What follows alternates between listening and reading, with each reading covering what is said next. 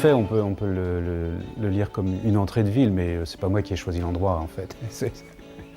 C'est un peu le fruit d'une réflexion un peu timide quand même, puisque finalement un équipement culturel comme celui-ci, il mériterait d'être plus dans le centre-ville.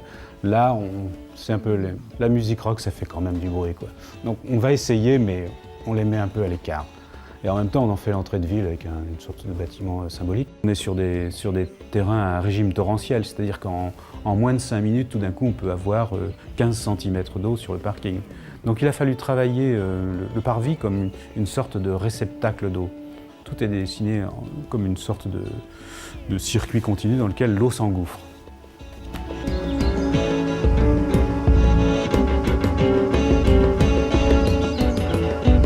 Le programme, c'est une grande salle de diffusion de 1300 places, avec un balcon fixe et puis une partie mobile dans la partie inférieure. C'est une petite salle de 400 places qu'on appelle un club, et puis ce sont 7 studios d'enregistrement et à peu près autant de chambres pour inviter des artistes en résidence. Bon, donc il y a un monde qui y vit. Et les dernières traces de la romanité, c'est peut-être retrouver le patio. Et donc, par exemple, on fait des festivals là-dedans. On a plusieurs concerts à la fois. Donc il faut que les gens se retrouvent dans un intérieur. Ils ne vont pas fumer une cigarette sur le parking. Donc c'est très très important de reconstruire un patio. L'intérieur du patio est assez phénoménal. Toute l'architecture est habillée de grandes lanières. Ce sont des lanières de camions qu'on a fait tresser en Allemagne et qui habillent toute la façade, une espèce de rythme continu comme ça. Souvent l'architecture parle de la musique. Et elle vibre au vent. C'est assez joli.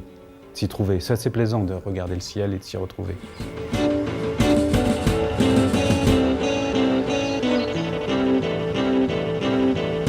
La question de la forme, elle apparaît tout de suite.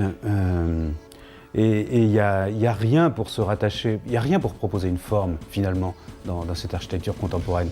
Il n'y a rien dans l'environnement qui nous inspire une forme, à part peut-être les gros rochers qu'on met sur le long des voies et on en multiplie l'échelle par 100. Donc c'est un peu comme un gros rocher et un peu comme une bagnole, un peu comme une Lamborghini. Alors c'est prétentieux une Lamborghini, mais il y a quelque chose comme ça du travail de la tôle et de la tôlerie comme une belle bagnole de sport. Là c'est une forme qui est faite que de vide et de tension intérieure. En fait ce qu'on essaye de montrer, en déformant les arêtes, en poussant un peu, c'est l'énergie qui est contenue dedans, c'est l'énergie propre à la musique. Entre les formes intérieures et la forme extérieure, il y a l'espace du vide qui est celui du vêtement, de la carrosserie. L'architecture se déchire aussi. Elle est parfois lisse, puis tout d'un coup on voit des craquelures.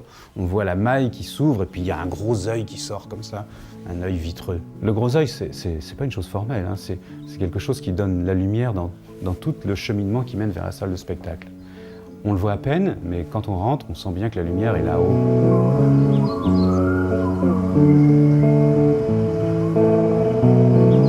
La couleur, elle est un peu changeante.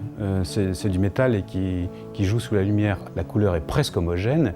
Les formes ont parfois des textures différentes. Donc la tôle est parfois lisse, parfois très striée, et parfois elle devient une résille, et parfois la résille se déchire. Donc quand on contourne le bâtiment, on a tous ces états de la matière qui forment une unité. Donc mine de rien, il y a toute une ponctuation colorée qui réfère à la culture nîmoise. La couleur est partout. C'est comme un kaléidoscope. Le sol, les murs, les inclinaisons du plafond, les inclinaisons des marches, les inclinaisons des escaliers. Tout ça nous montre une sorte de musique pétrifiée. Elle n'est pas étrangère à toute la culture nîmoise, hein, dans les couleurs, dans les couleurs intérieures, dans l'organisation du patio.